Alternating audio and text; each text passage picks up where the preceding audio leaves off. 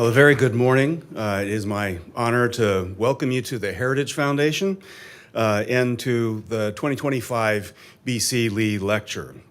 As all of you know, the Heritage Foundation, established in 1973, and ever since has been building an America where freedom, opportunity, prosperity, and civil society flourishes. Our Asian Studies Center, established 10 years later, has been advocating the centrality of the Indo-Pacific and the vital nature of America's interests there. Our very first BC Lee lecture was in 1995, addressed by the Honorable Henry Kissinger, former Secretary of State, talking about the major geopolitical issues of the time, but also the centrality of U.S.-China and U.S.-Asia relations, establishing this very high standard for the policymakers and thought leaders who have followed. This 2025 lecture, we're honored to have a similar distinguished thought leader address us. Of course, the era of Henry Kissinger is now in the past. We are in a period of rebalancing and transition. President Trump is leading probably the greatest strategic rebalance since that time of Kissinger. But really, it's the changes that have occurred in China, the breadth and scope of those changes hitting us in all forms of our everyday life in America that created the need for that rebalance. And in the House of Representatives, I think it is very, very well defined in the work of the Select Committee on Strategic Competition with the Communist Party of China. Now, the sampling of some of the major reports and issues that have come out of that Select Committee, I think, are worthy of rereading and translating into action. There have been efforts to try to raise the alarm about the nature of American investment that might fuel China's military and otherwise reverberate back into the challenges the United States faces. Heightened awareness of our commercial relationship that might end up funding Uyghur genocide. There have been areas of where the CCP influences have degraded interests in our own vital institutions and in our families and communities. For me, the most important of these special reports is one that touches home for my family, and that was the Congress's first major bipartisan report outlining China's role in the fentanyl crisis in the United States. So the breadth of issues now is no longer what do presidents talk about among themselves, but everything from the community, state, federal, and international levels. The role of the CCP is now enlarged, but so too must the American response. So to honor us with a keynote address for this BC Lee lecture, we have Chairman John Moolenaar, who represents Michigan's 2nd Congressional District. He's a member of the House Committee on Appropriations, and also reflecting the breadth of issues coming into the China conversation. He's on the subcommittee on agriculture, labor, health and human services, education, national security, and Department of State and related programs. Also is co-chair with Senator Tim Scott on the Congressional School Choice Caucus. Arguably, all of these issues are relevant to the great work of the Select Committee. Last but not least, the Congressman and his wife, Amy, are blessed with 6 children and 3 grandchildren. Please give a warm heritage welcome to Chairman John Moolenaar.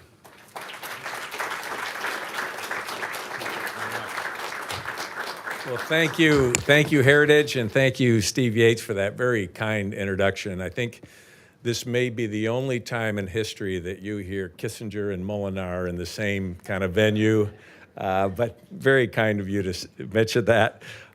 It's really an honor also to be part of this BC Lee lecture series named for a man who's devoted his life to the cause of freedom, and his legacy reminds us that standing up to authoritarianism isn't just a policy position, but it's a moral calling. It's a way of life. And before I begin, I also want to honor the memory of Ed Follner, a giant in the conservative movement whose work helped shape a generation of leaders and made Heritage a beacon of principle and purpose. And his impact is deeply felt. And at this moment, when America's leadership is being tested, it's exactly the kind of moment Dr. Follner prepared us for. Too often, people frame the U.S.-China relationship as a trade dispute, a rivalry between superpowers, or a competition over technology, but that misses the point. What we're really facing is a choice. Who sets the rules and whose values shape the future?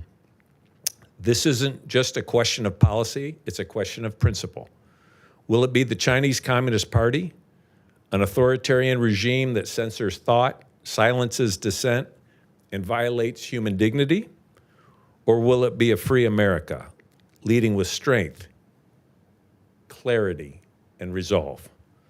This is a defining moment, not just for the United States, but for the world. And the outcome will shape the rules that govern our economies, our technologies, and our values for generations to come.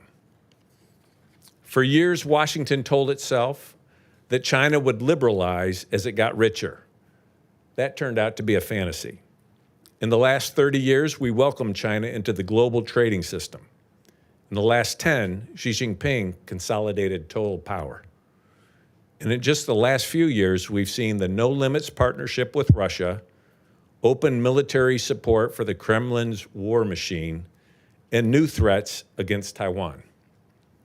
Xi is not hiding his ambitions. He's putting them into action. And we're now confronting a regime that has never ruled Taiwan but claims the right to take it by force, along with territory belonging to Japan, the Philippines, and Vietnam. We've seen what happens when we ignore the signals. If we had known in 2019 that Russia would invade Ukraine in 2022, how much more of a sense of urgency would we and our NATO allies have had to rebuild our defense industrial base? Today, we face the same question with China, especially when it comes to leading technology.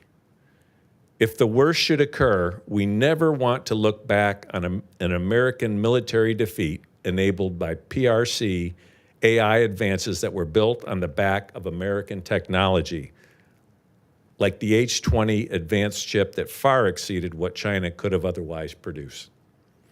The systems we allow into the CCP's hands today will shape their capacity to threaten the United States and our allies tomorrow. I serve as the chairman of the House Select Committee on China, as Steve mentioned. We spend our time thinking exactly about these kinds of questions. We're a bipartisan committee united by a common purpose: to protect American sovereignty and expose how the CCP is exploiting our openness. We've uncovered how Beijing is using everything from farmland purchases and biotech investments to financial markets and university partnerships to gain strategic leverage. Let me be clear. The CCP is not playing by our rules. It's using our rules against us. And our job on the Select Committee is to shut those doors quickly, decisively, and with bipartisan support. Because if we don't, the CCP will continue to rewrite the playbook on our soil with our data and using our capital. Nowhere is the threat more urgent than in the race for emerging technology, especially AI and biotech. The question isn't just who builds the most powerful models, it's whose values are embedded in them. AI trained in America should reflect freedom, privacy, and human dignity, not surveillance, repression, and control. The CCP understands this. They're not just training models, they're training minds. With AI, the CCP can manipulate what people see, hear, and believe at a scale Mao could have only dreamed of. Thought control becomes reality control. That's why the Select Committee has been talking about the need for an America First AI policy to ensure that we're building the future of AI on American terms, not Beijing's. And it's why we've sounded the alarm on China's ambitions in biotech. The CCP is collecting DNA at a global scale and building the tools to weaponize health data against their own citizens and potentially against us. Let me put it plainly.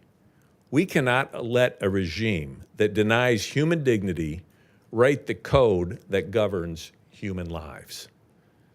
This brings us to trade, where economic power meets strategic power. The Trump administration has made one thing abundantly clear. We must reassert control over our own economic destiny. That's not isolationism, that's common sense.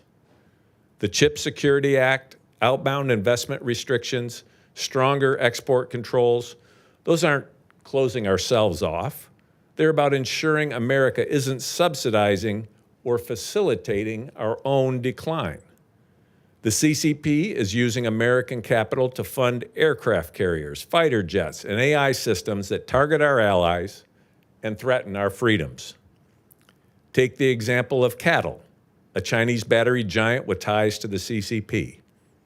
American banks and firms have treated investments in companies like this as expanding American financial access to the Chinese market. But let's be honest. What due diligence can they do under a regime where national security laws prohibit transparency? And too many of our institutions, Wall Street, Silicon Valley, academia, have looked the other way. That ends now. One of the most overlooked fronts in this competition is our own universities. The CCP sees them as soft targets, and for too long they've been right. We've launched a series of investigations into United States schools that are hosting students funded directly by the Chinese Scholarship Council, a program with explicit loyalty requirements to the party.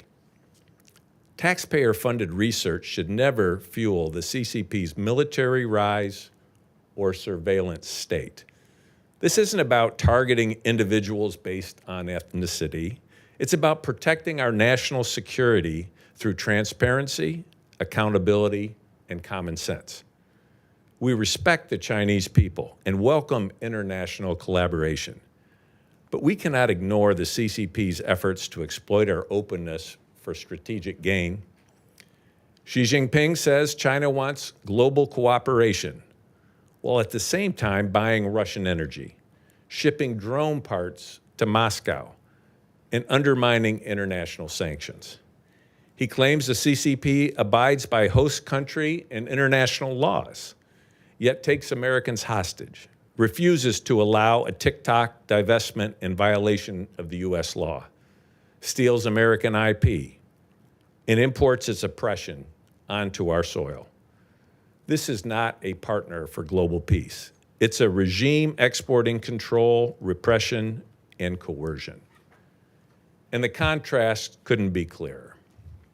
Here in America, as we prepare to celebrate 250 years of our independence, we reaffirm our belief that all people are endowed by their Creator with unalienable rights, and that the government exists to secure those rights. In Xi's China, the government denies the divine origin of human dignity. The individual's highest purpose is to serve the party, and the party is ruled by one man, unaccountable to the people, unchecked by law, and unwilling to tolerate dissent. Let me close with this. This is more than a strategic competition. This is a test of whether liberty or authoritarianism will shape the future. And as conservatives, we understand something essential that the CCP fears. Freedom works. But freedom doesn't defend itself. That's our job. The CCP wants to export their model of centralized control. We must export freedom, not just through our trade policies and technology leadership, but through moral clarity and resolve. That's what the Select Committee is fighting for, and I'm grateful to Heritage for being in this fight with us now and always.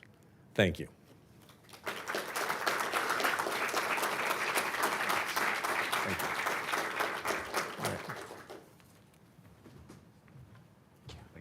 Fantastic. Well, thank you so much, Congressman, for the remarks, for being our BC Lee Lecture distinguished speaker, and really for all the work that you do on the China Committee. I have to say, you probably have some of the best staff in the business over on Capitol Hill. You all have been doing God's work on China. If I'm not mistaken, you may have passed the only standalone bill in Congress last year, and it was related to China. So congratulations. I wanted to ask you, you mentioned chip controls in your remarks, and I wanted to ask you about that because I think it's an important policy debate unfolding today. But with your permission, I might start the question with a little bit of a monologue just to set the scene. Sure. Because not everybody at home is as familiar with like H20 controls and why we're having this policy debate to begin with, but it is important. So I think it's important for our audience to know there's a debate underway at the moment, a healthy debate underway about what US technology we should be exporting to China. And I think there are some China hawks on one side that think we should be very restrictive in the chips and the technology that we're sending to China because we don't want to give them an advantage in a critical race, the race for artificial intelligence. I think on the other side, you have industry who says, well, we want American companies, AI companies, to keep making profits on one hand. We want them to be able to sell to China. And on the other hand, we want to keep China hooked on American technology. And this month, I think the industry side sort of won a key debate when an American chip, the H20, that was previously being denied to China, is now going to be allowed to be sold to China. Now, I think even the most gung-ho industry people don't think that we should be giving all of the best American technology to China. There should be some restrictions. So this really isn't a debate about whether or not there should be restrictions. It's a debate on where the restriction should be. Where should the cutoff be? What exact chips should be going and what should be stopped? My view is when we're trying to strike a balance on an important question like this, I tend to err on the side of national security. I think the costs of being too restrictive in our export controls are real, but the costs of being too lax are potentially catastrophic. And there are people that are much smarter than I am that believe this race for artificial intelligence will be one of the defining races of our time. It may well determine who is the dominant geopolitical actor in the 21st century. It may well determine the fate of this new Cold War between the United States and China. And right now, we're winning. We're winning that race. We are ahead. We know that China is bottlenecked at CPU capacity, among other things, and that they really need one thing to catch up. And I would hate to look back years from now and think that we could have won this race, but bad policy enabled China to get ahead of us. So I think it's a healthy debate for us to be having. And I think you've been a great leader on this issue, and I thought if you could expand maybe a bit more on where that policy debate stands. Sure. Well, first of all, that was a very good summary overview, and you know, for those of us who are not experts in this area, I would encourage you, there's a great book called Chip War that kind of gives you some foundational understanding of, you know, semiconductors and how this has all evolved over the years. But you know, as you said, you know, America is in a leadership position. The companies, the researchers, the developments, you know, it's exciting when you see this race in AI, the leadership that's being provided by the United States. Now, at the same time, you know, AI is an area where it's kind of uncharted territory.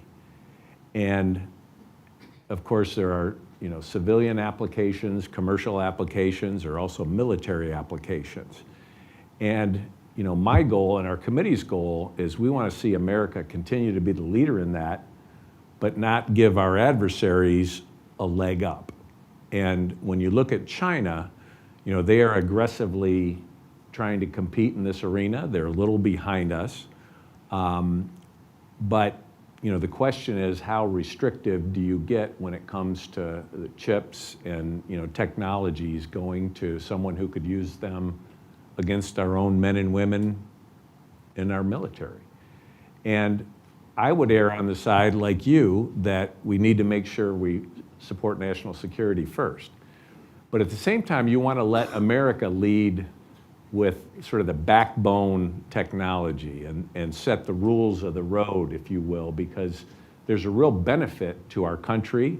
There's also a benefit to the free world, because if you look at DeepSeek, which was recently developed, you know, in China, They built upon American technology, and they were also able to access American chips, and they were able to basically benefit from all the research and development that was done here, and through stealing, through other means, they were able to put something out that's not quite as extensive as what we do, but it clearly had a bias. So for instance, if you were to ask what happened at Tiananmen Square, you'd kind of get a response like, okay, let's change the subject.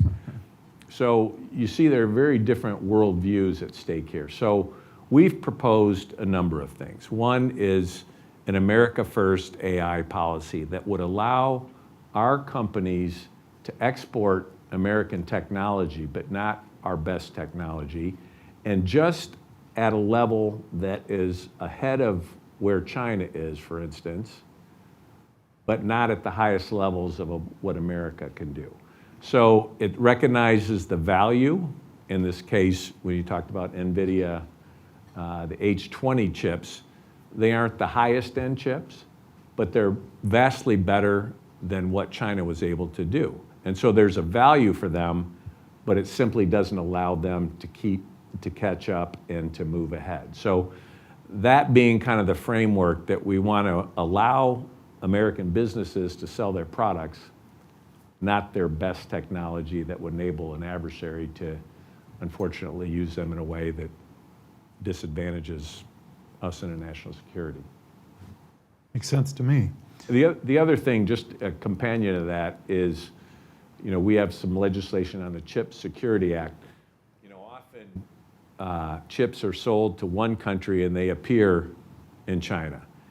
And so the question is, how do we get that so you can actually track where these chips end up? And that's something we're also working on, because the technology exists where you'd be able to, through geolocation, be able to track where that ends up to prevent this kind of transnational shipment and countries from being, third parties to enable China to continue to access these advanced technologies. Thank you for that. I wanted to ask about outbound investment restrictions, another issue we've worked on quite a bit at Heritage. I was initially shocked when I dove into this issue to find how few elements of transparency or restrictions there are on U.S. capital going into China, to find that U.S. entities are funneling billions of dollars of U.S. taxpayer money and savings, not just into Chinese entities, but actually sanctioned Chinese entities. And so it seemed as if there was some movement in Congress the last 2 years to pass a bill that would place some reasonable restrictions and transparency measures on U.S. capital flows into China. These measures seem to have the support. In one case, over 90 U.S. senators supported it, which is a rare thing these days. And then yet, at some point, both sessions, the swamp sort of strangled the bill in its sleep, and these initiatives died. And so should we expect to see any movement on outbound investment restrictions? I'm optimistic. It is a challenging area. And you mentioned, we've been working hard to make sure we aren't funding our adversaries with taxpayer dollars. That seems like a minimal threshold, but you'd be amazed at the amount of government-funded research at universities and other entities that partner with the Chinese, and who then also partner with the Chinese military, their surveillance state, and so it's very troubling on that front, and we're working very hard to shut that down and promote more transparency in that. When it comes to Wall Street, when it comes to investor dollars, you think about your retirement funds or whatever. It is amazing to me how little we know about where those dollars are invested and who the partnerships are occurring with. And so you have entities that are investing in businesses in China that have links to the Chinese military, that may be doing advanced research on hypersonic missiles or other technologies that could be used against us, and we have American investor dollars going into those investments. The one example I mentioned in my opening statement was on cattle, which is a leading manufacturer of batteries. But you also realize that part of their supply chain is in Xinjiang, where they use forced labor, slave labor, a documented genocide against the Uyghurs by 2 administrations. They also partner with the Chinese military. Yet we have a situation where American banks are funding an IPO through Hong Kong for cattle. And when you realize that right now we don't have we can say, hey, that's really the wrong thing to do. It's not good for our country. Question the morality, you can question what people are doing, but they would say we're simply following the law. So we need outbound investment legislation that clarifies it. Now, the Trump administration has stepped forward with an America First investment policy that they've put out in an executive order, but we need to codify that so that it's in statute, so that things don't change from one administration to the next.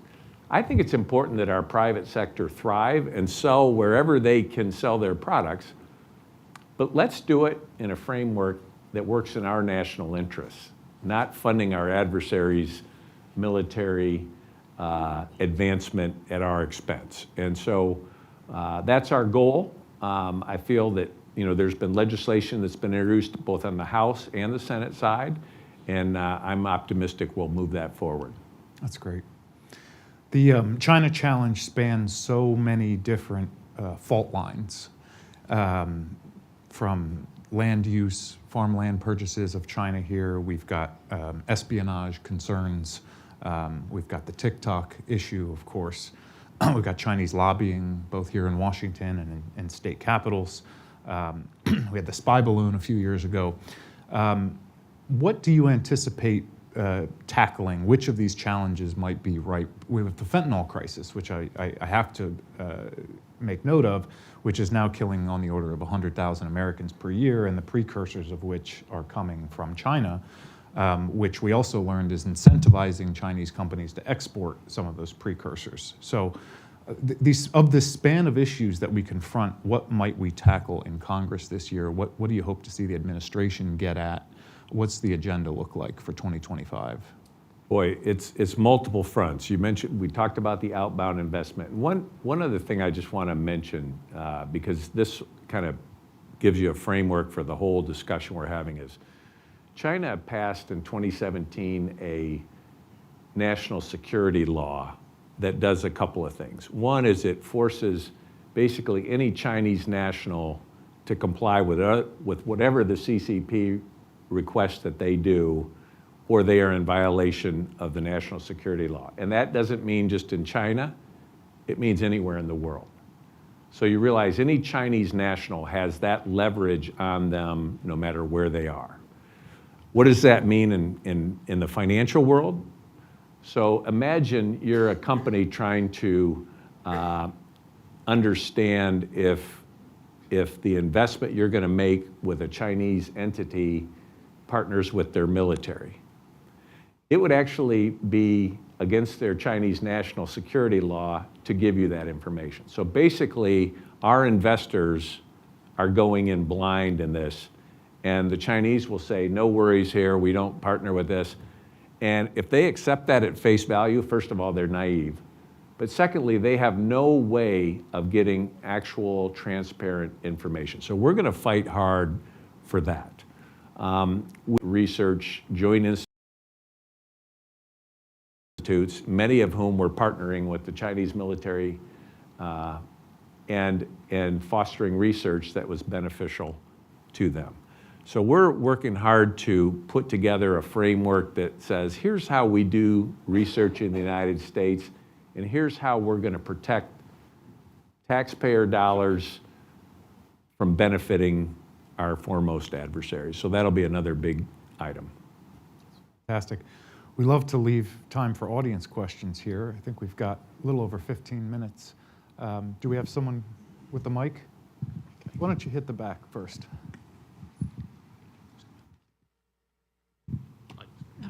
Thanks very much, Chairman Moolenaar, for your great work, and thanks, Jeff, for hosting this event. My question is about tech companies, because you mentioned that for a long time the CCP has seen our universities as soft targets. Do you think they also regard our tech companies as soft targets, given the report last week from ProPublica about Microsoft using Chinese coders on their DoD contracts? And I suspect that one of Microsoft's defenses will be actually all tech companies use this kind of labor. Is that fair? And if another defense or explanation is, for a long time we were encouraged to do business in the PRC and with Chinese nationals, where are we in sort of the national conversation about now we're actually in a new Cold War competition, and that's no longer appropriate or possibly legal? Those are all very good insights, and I would say to your question how the tech companies would respond is they would say that they are just trying to hire the best and the brightest for these roles, and some of the Chinese nationals, whether they be students, graduates, meet that criteria. And if you talk to a university, they would say these are some of our best students. Most of them are not a problem at all. But it's the one, they don't have a way of vetting. And what I always come back with is every one of those individuals has the leverage against them or their family that if at any time the CCP demands something, they risk their own future or their family's future. And so the bar, to me, has to be very, very high in that regard. And I think our tech companies, there are some who say we shouldn't have any export controls. We shouldn't, this should just be sort of this free-flowing, let us sell our product around the world, and then it becomes kind of, our anchor, the backbone of, and to a certain extent, that's a good idea, but they also, their goal is to sell product. Their goal is to create wealth for their shareholders. Their goal is not to consider the national security of the United States. And if you look at the difference in the last 10 years under Xi Jinping's leadership, you look at the hopes we had for Hong Kong, for instance. That's changed dramatically. Jimmy Lai is sitting in a prison cell for speaking out against the government. I mean, when you look at so many thoughts or ideas that the private sector had about what China would be, it would become wealthier, it would become more freedom-loving, more democratic. We have to realize that is not the case. And the threat to Taiwan is, 2027, Xi Jinping has said for his military to be ready to go into Taiwan if necessary. And I know that for some people, they say, well, that's why we need to diversify our operations and all that. But if something like that were to happen, when you consider that 90% of the high-end chips are, fabricated in Taiwan, when you consider, what Putin is doing with Ukraine and how Xi is, watching that and partnering with Putin, these are very concerning times. And so I would challenge those CEOs to say it's more than the bottom line, and to be partners with us, because we don't want to overregulate. We want America's ingenuity and businesses to thrive, but at the same time, we can't be naive about what the CCP's goals are. Well said. Let's work our way forward. So I think you've got one more in the back, and then we can come up. Thanks very much, and thanks for the presentation. So you and one of your committee colleagues have just written to Secretary Hegseth, basically extolling the virtues of the AUKUS submarine agreement and its importance in terms of collective defense against China. How worried are you that this Pentagon review is going to recommend stepping away from that agreement or radically changing it? And would that be, how big a mistake would that be? Well, it's difficult for me to predict what they're going to do. But I will say I was with Secretary Hegseth in Singapore at the Shangri-La Defense Forum, where he outlined the United States' position on the Indo-Pacific and our goals and objectives in that region. I thought he was outstanding. I thought he did a great job of speaking to the importance of that. To me, it's very important that we partner with like-minded countries and find ways to share resources, share burdens, and work together. So, I can't comment specifically on, what's going to come out of that, other than to say I think, AUKUS is it's a vital program, and I think our partners, with Australia being such a close proximity, I think it's really important that we partner with like-minded countries. Okay. Couple up here on the end. Thank you. How do you interpret the European Union's stated objective now to stockpile critical minerals when many EU countries have very favorable trade policies with China and in the critical mineral race? That's a great question. And let me just piggyback. Yeah. Maybe you could Thank speak you. even more broadly about the whole critical minerals supply chain issue, because we thought we had identified some problems during COVID with our supply chains and have begun taking measures to shore those up. I think we were sort of smacked with a dose of reality again this year when we saw what China could do with these critical minerals. Yeah, I think when it comes to critical minerals, that has shown a real vulnerability, a dependence that we have and other countries have on China.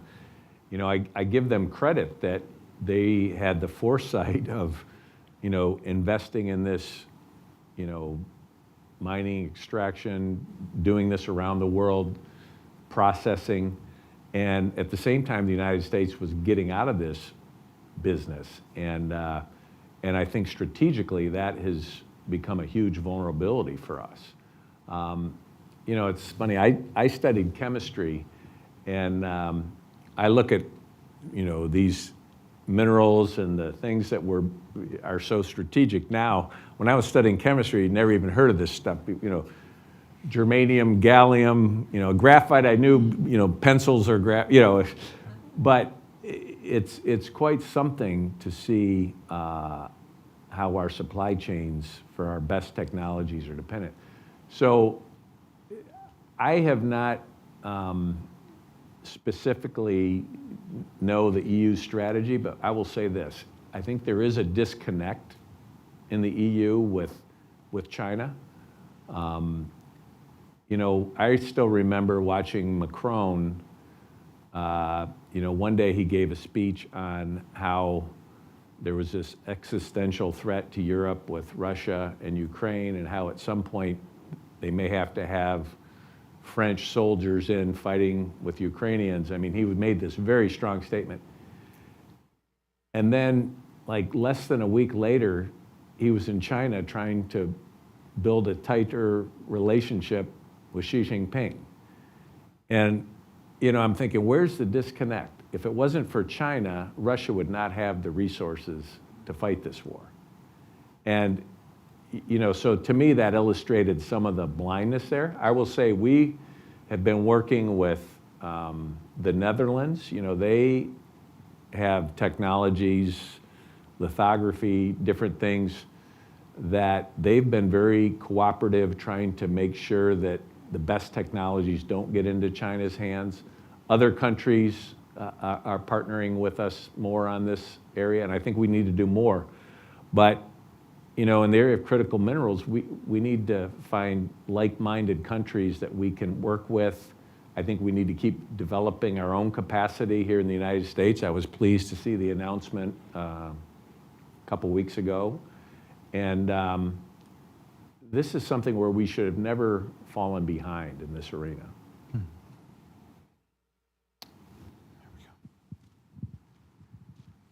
Thank you so much for coming.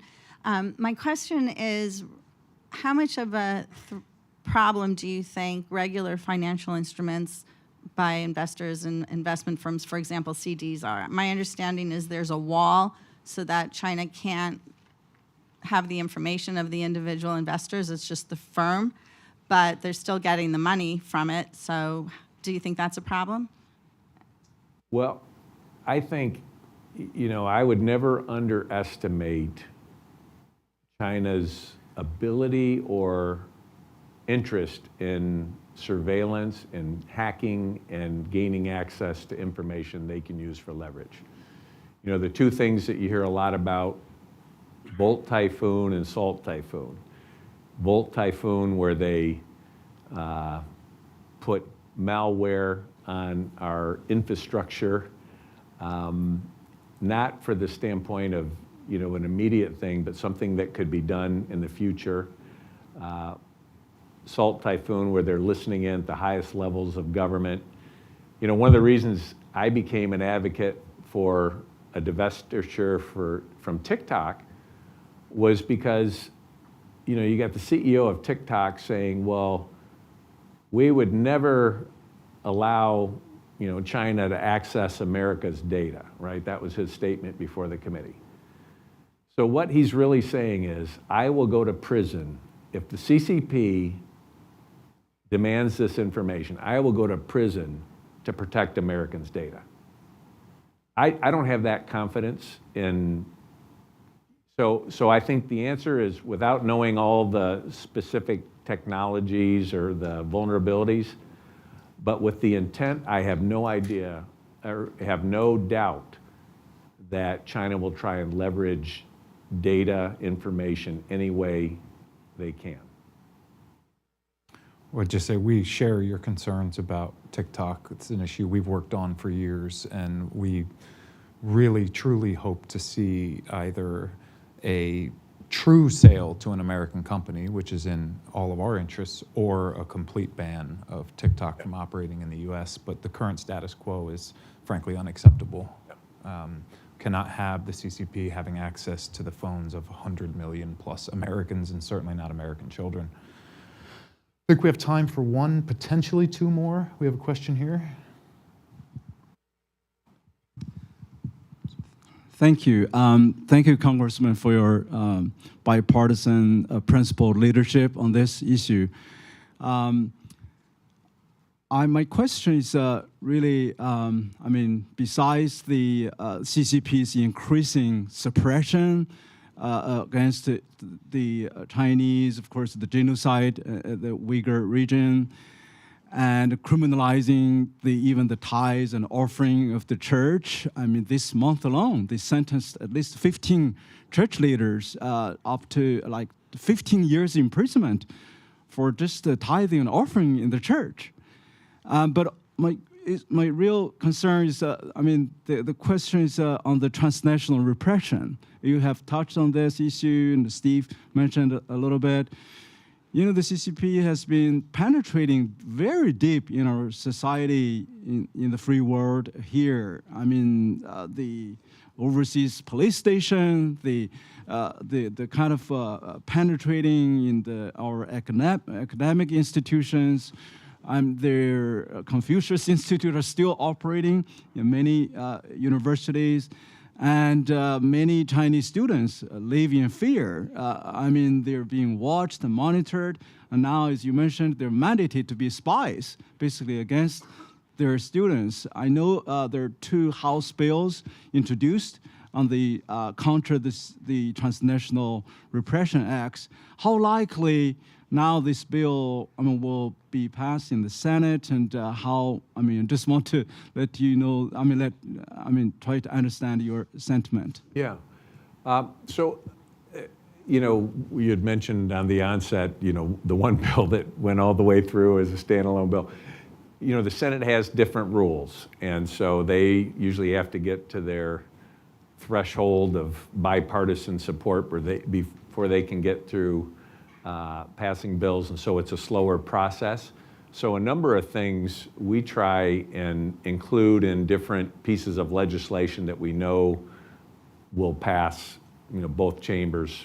The NDAA, National Defense Authorization Act. There's others that are must-pass legislation that we try and incorporate bills into. And that'll be our goal, to fight for these principles within some of the must-pass legislation that'll get to the president's desk. So, but you're absolutely right when it comes. I want to give you all some hope, though. I know we're talking about a lot of very serious issues, but you know, our universities are kind of in the spotlight right now for a number of reasons. But one of the things we did a report on was the amount of joint institutions between U.S. and Chinese universities and some that partnered with the Chinese military. And so we did a report, we wrote to different institutions.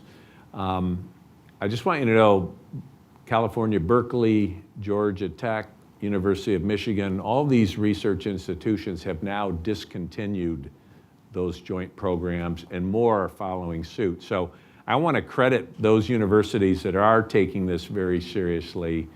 And I want to use that approach also with our private sector to say, hey, we want to commend those who are recognizing the threat and finding other places to invest of like-minded partners. So there's some really good things happening, but there are threats, as you point out. Part of the reason those good things are happening is because your committee's hauling some of these actors into Congress and asking them some tough questions and motivating them to act. And I think your committee's also put out some really important foundational reports that provide us with a baseline of data and knowledge from which we can operate and have this debate. So thank you for that. Can I just say one last thing? Please. You'd mentioned the fentanyl. Yeah. You know, most of us want to give someone the benefit of the doubt. I would want to give Xi Jinping the benefit of the doubt when he says he's trying to be a person of goodwill or whatever. When I found out through our investigation that they weren't simply turning a blind eye to the fentanyl precursors being manufactured in China, but they were actually subsidizing through a tax rebate their official policy. Couldn't get the rebate if you sold it in China, that would be illegal. But if you exported it, then you could get a tax rebate. When I saw that, it made me realize, you know, when I grew up, you'd watch the Soviet Union commentator, their ambassador or whatever, and you'd watch him on TV and you knew everything he said was not true.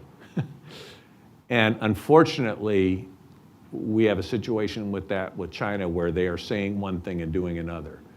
So until we can get an authentic relationship where it's based on truth, it makes it very difficult to have dialogue, if you will. And so my hope is that through pressure, kind of like what Ronald Reagan used during the Cold War, of peace through strength, always respecting the people of the country, even though you feel that the government is really hurting their own people, and then speaking to them directly. Mr. Chairman, I promised to get you out on time, and I'm going to hold to that promise. right. You have Well, to get thank back to Capitol Hill for important business. Please join me in a round of applause. Fantastic speech, fantastic comments. Love to have you back soon. Thank you, sir.